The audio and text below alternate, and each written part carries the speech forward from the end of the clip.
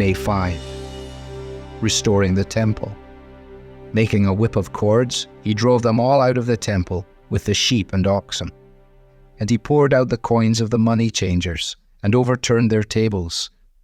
His disciples remembered that it was written, "Zeal for your house will consume me." John chapter 2, verses 15 and 17. A father would understandably burn with a righteous anger if he saw drugs wreaking destruction in the life of his child. We wouldn't expect him to flippantly dismiss such devastation. No, we would expect him to do everything necessary to drive that evil out and see restoration take place.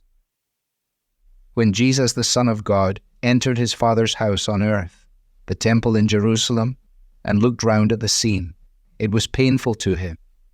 A place intended for the worship of God had become a place given over to the worship of money.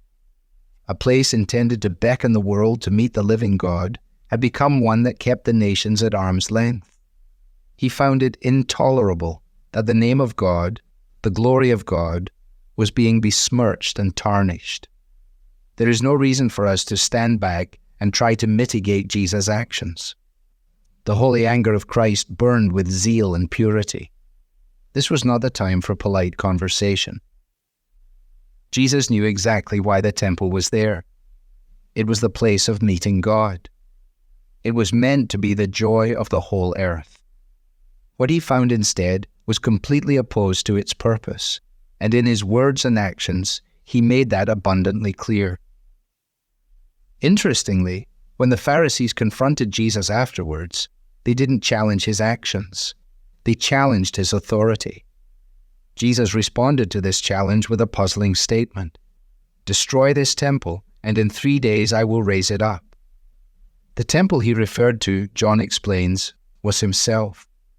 One day, Jesus would come to Jerusalem not to visit the temple complex, but to give his own body and blood as the full and final sacrifice for sins, and then to rise to new life and to reign forever.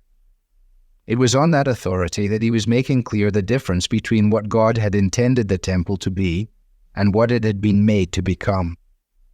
Here, then, we are confronted by a Jesus who is radical, who responds with zeal and protectiveness to the issue of God's glory.